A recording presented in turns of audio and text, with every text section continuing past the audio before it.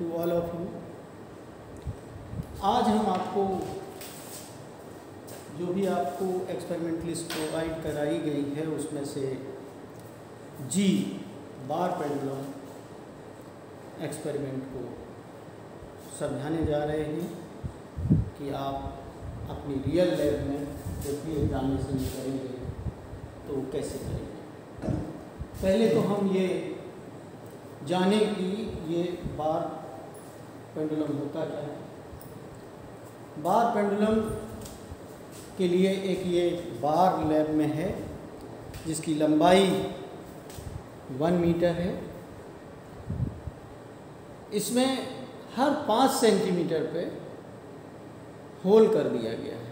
1 2 3 4 5 6 7 8 and 9 हमने इसको count नहीं किया था। और सेंटर का होल ये है।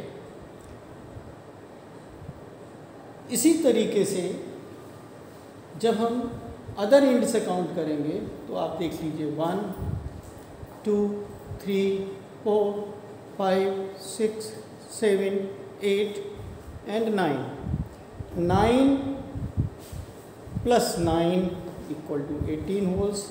19th होल जो है वो सेंटर में है। ये एक नाइफ एज लगा हुआ है इसमें, इसको मैं ओपन करके भी दिखाता हूँ। ये नाइफ एज है,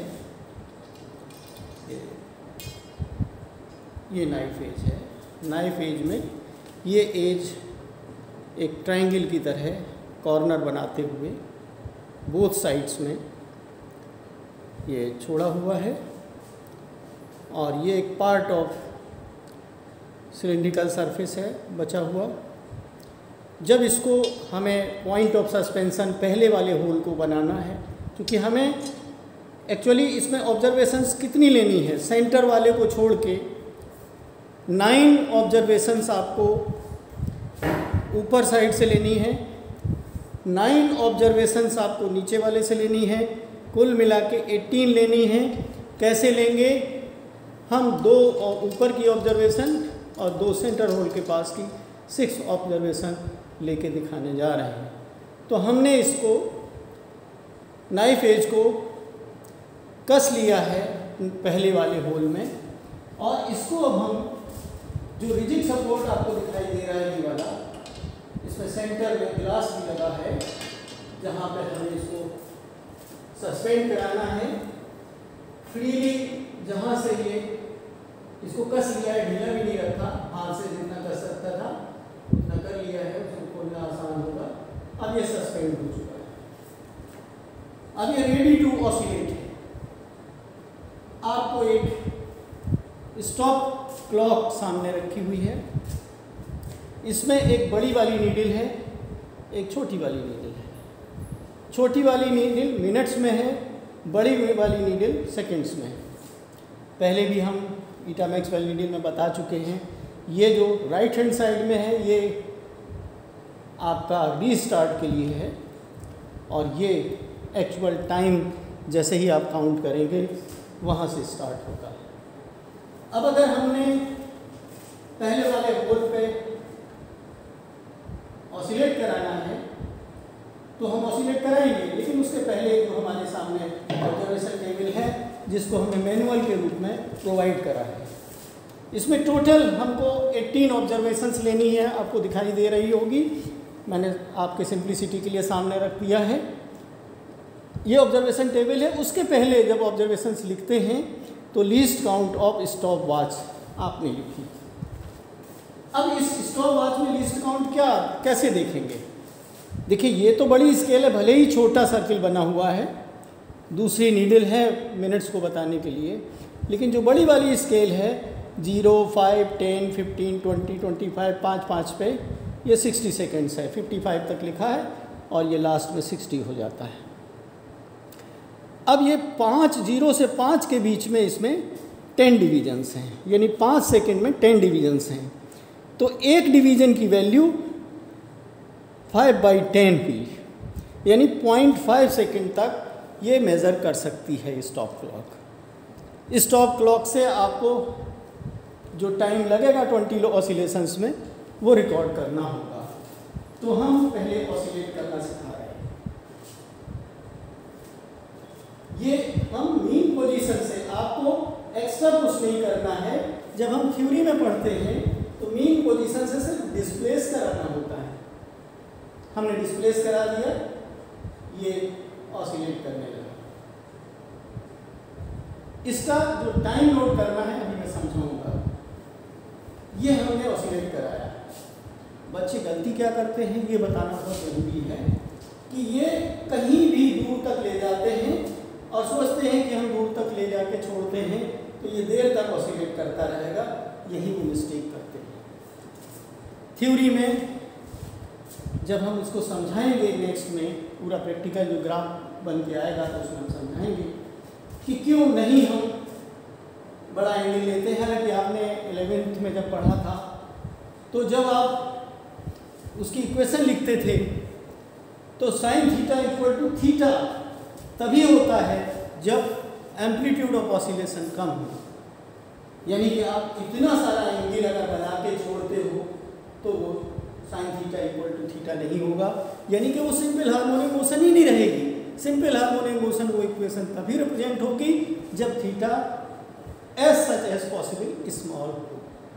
तो हम ये जो ऑसिलेशन का एम्पलीट्यूड दिखा रहे हैं ये ठीक नहीं है।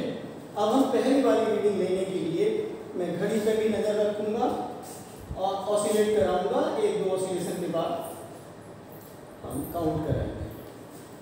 जैसे ही यहाँ से आएगा मैं काउंट कर रहा हूँगा तो हमारा ये घड़ी पर ध्यान रखेंगे।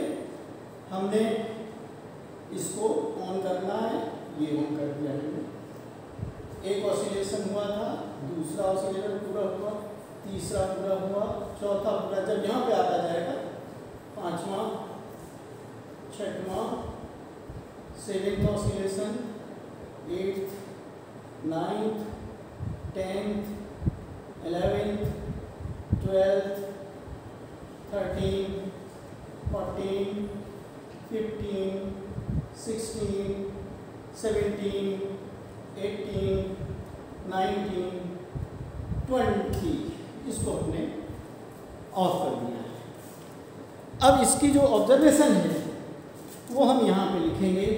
यहाँ हमने एक ऑब्जर्वेशन टेबल बनाई है, मैं इसको भी डिस्कस करूँगा। इसमें पहला हमने कॉलम, आपके पास है मैनुअल, फिर भी मेरे सामने दिखाई देता हूँ। पहला सीरियल नंबर, हमें टोटल 18 रीडिंग लेनी है, 1 to 18 लिख दिया है serial number. Number of hole हमने गिनती करी है तो ये हम पहला होल से लेके लास्ट तक वही नंबरिंग देंगे। Hole 1, hole 2, hole 3, hole 8, hole 9, hole 10। ये सेंटर वाला 10th है, ये 11, 12, 13, इस तरीके से 18th होल है। तो ये सारे हमने होल्स 10th वाले होल को छोड़ के नंबर ऑफ होल 9 तक लिखा है। 10 को मैंने यहाँ पे नहीं दिखाया है। 11, 12, 13, 14, 15, 16, 17, 18, 19। ये भी मैंने आपको बताया कि एक किनारे से पहला होल 5 सेंटीमीटर दूर है, फिर ये 10 सेंटीमीटर दूर है, तीसरा 15 सेंटीमीटर दूर है। ये आप बिना कहने को तो उसमें स्केल लिखी हुई है, लेकिन इस एक्सपेरिमेंट में इसको स्केल को यूज़ करने की कोई ज़रूरत नहीं है। पहले से ही उसमें मेज़र करके होल्स को बनाया गया है। तो मैं इस स्केल को हटा देता हूँ।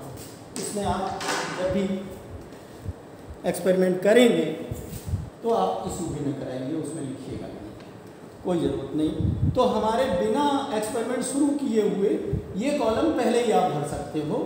Serial number, number of hole 1 से लेके 19 तक करना, उसमें 10th को हमको रिकॉर्ड नहीं करना है। और ये 5 सेंटीमीटर से लेके 95 सेंटीमीटर तक जैसा भी नंबर, जैसे 19th होल थे तो 95 सेंटीमीटर, और उसको मीटर्स में कन्वर्ट करेंगे तो 0.95 मीटर। अगर आपका 8th होल है तो 40 सेंटीमीटर या 0.40 मीटर। अब जो टाइम रिकॉर्ड, जैसा कि हमने फर्स्ट होल के लिए टाइम रिकॉर्ड किया था, हम ये देख रहे हैं कि इसमें जो वॉच है उसमें 5, 4, 3, 2, 1। ये 1 आया है, 1 से 1 आया है, 1 आया है, इसमें 1 मिनट आ गया है। और इधर जो है 30 सेकेंड्स ये है, 31, 32, 32.5 सेकेंड। तो हमने 31, 32.5 सेकेंड ये हमने नोट कर दिया। बाद में हमने 20 से डिवाइड करेंगे इसको और रिकॉर्ड करेंगे, ठीक है। अब हम क्या करेंगे, एक हमारी ऑब्जर्वेशन हो गई, अब दूसरी ऑब्जर्वेशन के लिए इसको रोकेंगे और रोकने के बाद इसको फिर ओपन करेंगे, ओपन ऐसे करेंगे हाथ से और इसको दूसरे होल में इस पेज को लगाएंगे, इसको उसी तरीके से सिमिलर वे में कसेंगे। हमने कस दिया है, अभी नाइफ पे बिल्कुल टिकने वाली स्थिति नहीं थी तो उसको मैं रोटेट कराना पड़ा, अब ये ठीक हो गया है। अब हम इसको फिर दोबारा यहाँ पे सस्पेंड करा देंगे। हमने सस्पेंड करा दिया है, ये बिल्कुल हॉरिजॉन्टल होना चाहिए, अभी ठीक से नहीं है तो जो पेज है उसकी डिग्री है उस पर चढ़ गई थी, अब सही है, एकदम ठीक है, परफेक्ट है। अब हमने उसको रिसेट किया, रिसेट करने के बाद हम इसको अभी स्टार्ट नहीं करेंगे, फिर रिसेट करेंगे और सिलेक्ट कराएंगे। हम इसको मीन पोजीशन से थोड़ा सा ले जाकर छोड़ देंगे और इसकी तैयारी करेंगे। कहीं से स्टार्ट करेंगे, हम एक किनारे जैसे आएगी वैसे स्टार्ट करेंगे। अब रेडी,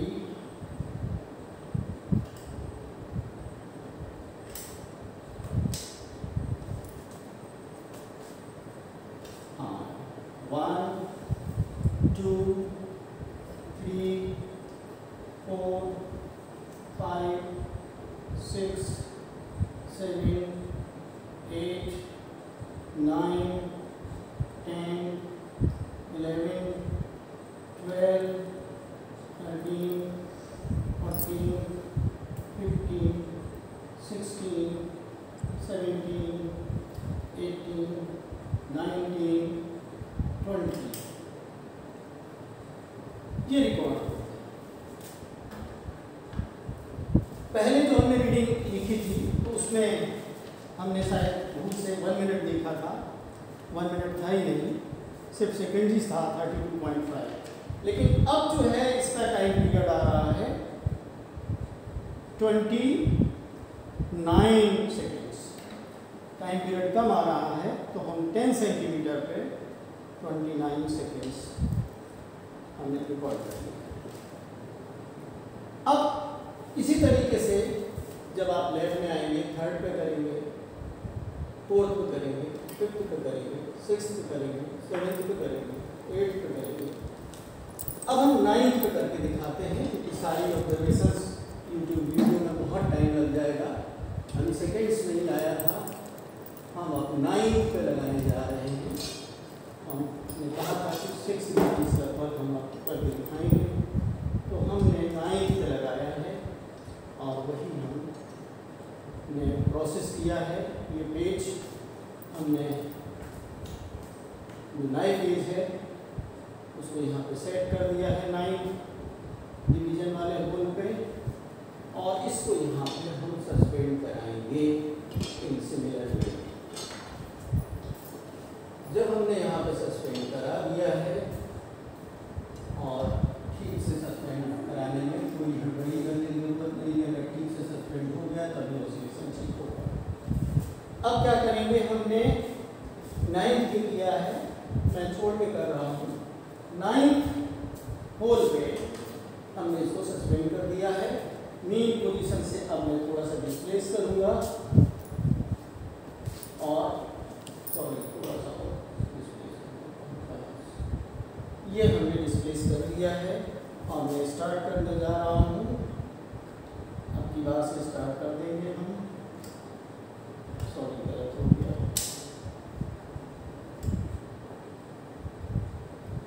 1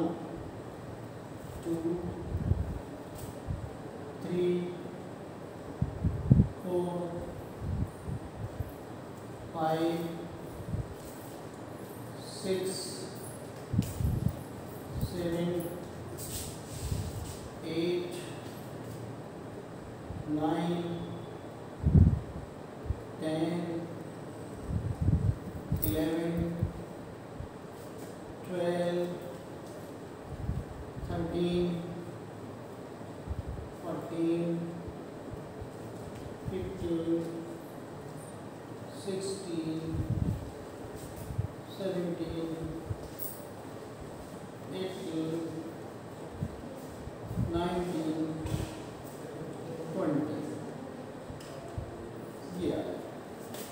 अब ये जो 9th होल था उस पर जो हमने ऑब्जर्वेशन हमें दिखाई दे रही है, ये पूरा 50 सेकेंड्स आ रहा है। चेंज होता है टाइम पीरियड, लेंथ पे डिपेंड करता है। आप देख रहे हो कि सेम नहीं आ रहा है। ये 50 सेकेंड्स अब टाइम पीरियड आया। Time taking to oscillate 20 oscillations. ठीक है, अब हम ऑब्जर्वेशन कैसे रिकॉर्ड करेंगे? हम इसको यहाँ से फिर निकालेंगे। अब मैं भले ही मैंने 1 2 3 रीडिंग ली है, हमने कौन कौन सी छोड़ी है? 3 4 5 6 7 8 9 लेनी है, 3 ली है, 6 रीडिंग हम छोड़ के चल रहे हैं। आपको सारी 9 ऑब्जर्वेशंस लेनी है। अब मैं दूसरे साइड में चलता हूँ। दूसरे साइड में हमने उलट दिया, इन्वर्ट कर दिया इस बार को, और ये नाइफ यहाँ लगाएंगे, लगा दिया।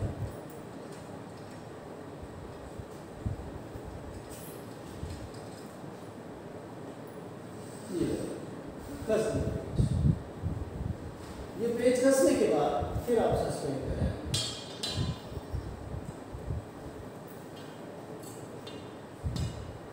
ये हो गया सस्पेंड। अब कौन सी जगह पे हम ये ऑब्जर्वेशन लेंगे, ये हमें देखना पड़ेगा। ये होल की संख्या कौन सी है, उसको हम होल 1 नहीं कह सकते हैं दोनों साइड से। वो होल नंबर 19 हुआ, क्योंकि हमारी जो काउंटिंग थी वो इस एंड से थी। तो जो 95 सेंटीमीटर डिस्टेंस हमने पहले लिखा है, distance of the hole from one end is this. तो ये जो 95 सेंटीमीटर है इस पे करेंगे। अब की बार में 3rd होल की रीडिंग लूँगा या 4th होल की रीडिंग लूँगा, 2nd की नहीं लूँगा। तो अब आप ऑसिलेट कराएंगे और इसका टाइम रिकॉर्ड करेंगे। इसको मैं रीसेट करता हूँ।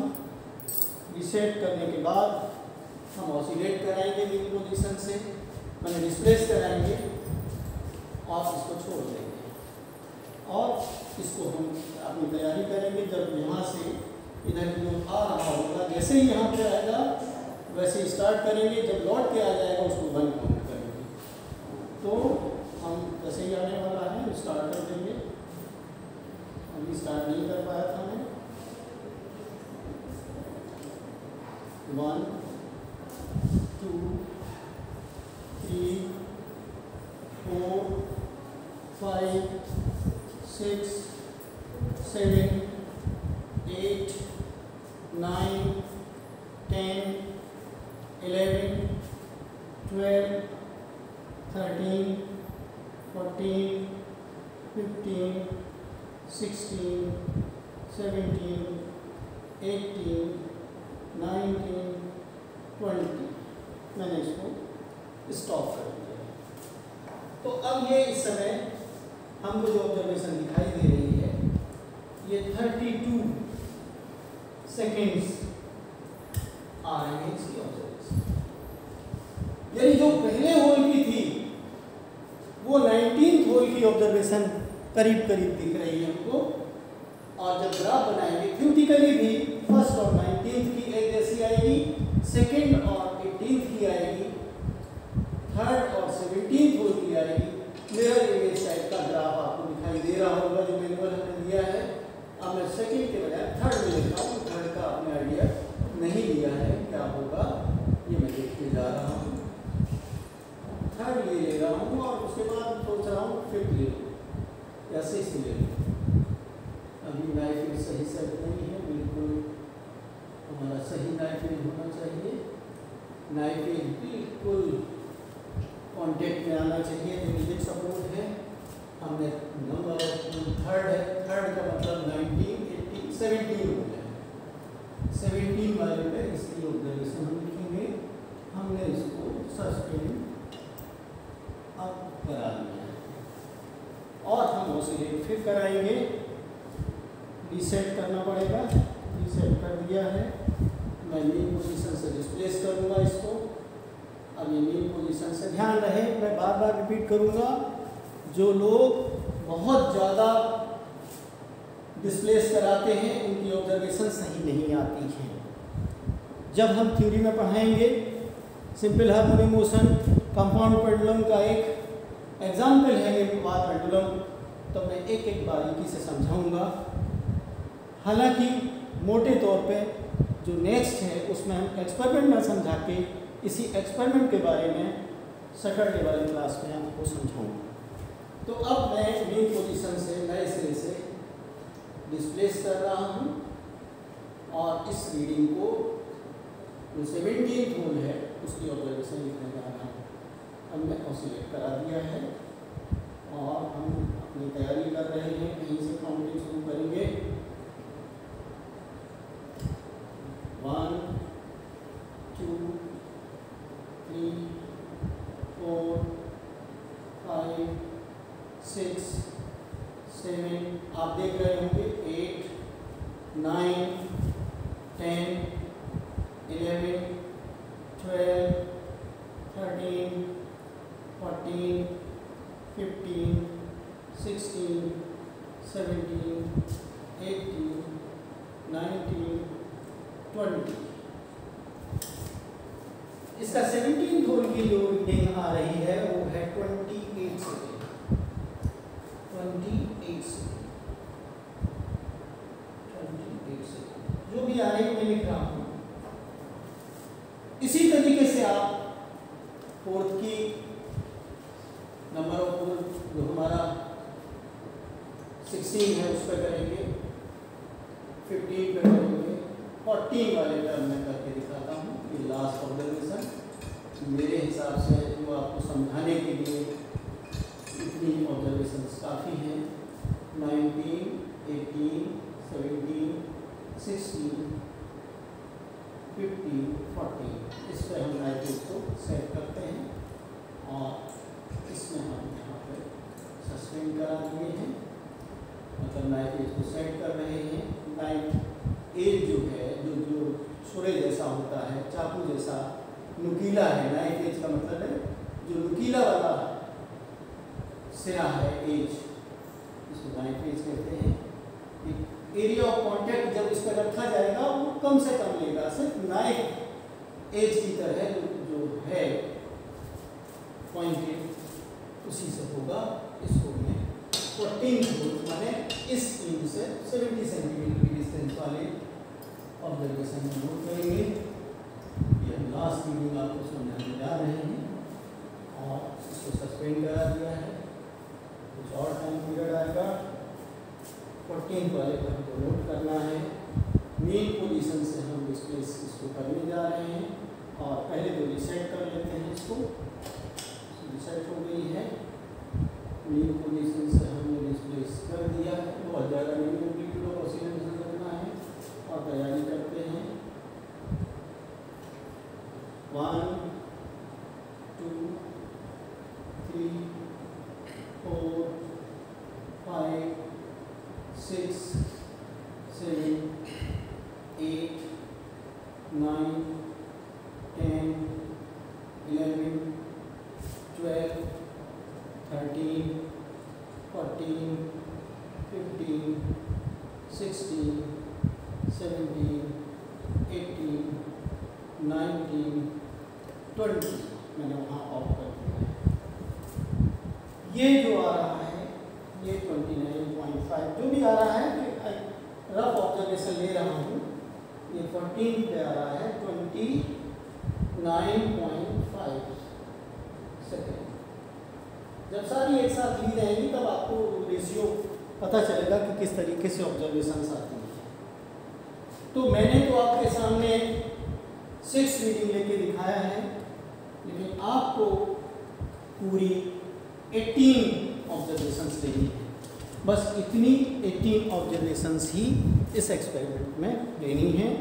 ये जो पहला कॉलम नंबर ऑफ होल पहले से ही अपने घर से भी भर के ला सकते हो, है ना। और जो दूसरा कॉलम है नंबर ऑफ होल, ये भी आप भर के ला सकते हो। तीसरा hole distance of hole from one end, ये भी आप 5-5 सेंटीमीटर पहले से भर लेंगे। जब आप कॉलेज में आएंगे, लैब में आएंगे, तो वहाँ से आपको मीटर स्केल और ये इशू करानी होगी और यहाँ तैयारी के साथ खड़े हो जाना है। नाइफ एज पे ध्यान देना है। नाइफ एज को बारी बारी से एक एक क्रम से लगाते हुए जौन सा नंबर ऑफ होल पे आपने किया है, जिस डिस्टेंस पे किया है, उसके सामने उनके टाइम पीरियड्स रिकॉर्ड करने हैं। जब ये हो जाएंगे रीडिंग्स, इसमें हर एक को 20 से डिवाइड करके यहाँ पे उसका period of oscillation time period यानी कि निकल आएगा। और निकलने के बाद फिर इसकी ग्राफ प्लॉटिंग करेंगे। इसको हम जो हमने मैनुअल आपको दिया है, उस मैनुअल में जैसा कि बताया है कि ऑब्जेक्ट आपको लिखना है, apparatus लिखना है रिक्वायर्ड, और उसके बाद जो फार्मूला यूज्ड है उसको भी हमको सैटरडे को पूरा अच्छे से डिस्कस करेंगे उस फार्मूले के बारे में। चूँकि थ्योरी में बाद में बताना है, लेकिन प्रैक्टिकल पॉइंट ऑफ व्यू से हम कल वाले जो पीरियड है इसकी थ्योरी बताएंगे। और इसके बाद जो ग्राफ आता है, हमने उसमें ऑब्जर्वेशन भले ही उस मैनुअल में ना दिखाई हूँ, लेकिन ग्राफ जो बना के दिया है उस ग्राफ को दिखाया है मैंने। तो ग्राफ प्लॉट कैसे करेंगे और उसके बाद उससे जी की वैल्यू कैलकुलेट कैसे करेंगे, रेडियस ऑफ वायरेशन कैसे कैलकुलेट करेंगे, सेंटर ऑफ ग्रेविटी कैसे हम निकालेंगे, जो हमने ऑब्जेक्ट में 3 चीज़ें निकालने को कही हैं, वो तीनों आप सिर्फ ऑब्जर्वेशन का काम जो था वो मैंने यहाँ बताया है, और उसके बाद का जो काम है वो कल वाले क्लास में बताएंगे। इसके अलावा थ्योरी जो पढ़ी हुई है उससे और समझ में आएगा, बचा कुछ हम कल बताएंगे। और मैं यहीं पे ख़त्म करता हूँ। मैं समझता हूँ कि आपने इस करने को समझ लिया है। ये रियल लैब है। वर्चुअल लैब में आप जो भी प्रैक्टिस कर रहे हैं, जिनको जो मौका मिल रहा है वो करें, लेकिन मेरी जहाँ तक सोच है, चूँकि एग्ज़ामिनेशन में आपको रियल एक्सपेरिमेंट करना है, ये फिज़िकल वर्ल्ड वैसे तो माया के रूप में कहा जाता है, वर्चुअल है, लेकिन सामान्य तौर पे ये रियल मान के चलते हैं साइंटिस्ट। साइंटिफिक जो व्यू है वो रियल है। रियल का मतलब हूबहू जो सामने आप कर रहे हो वही हमको दिखाई दे और उसी की प्रैक्टिस हो। जब भी हम लैब में जाएं उसको हम किस तरीके से परफॉर्म करें। Thank you very much.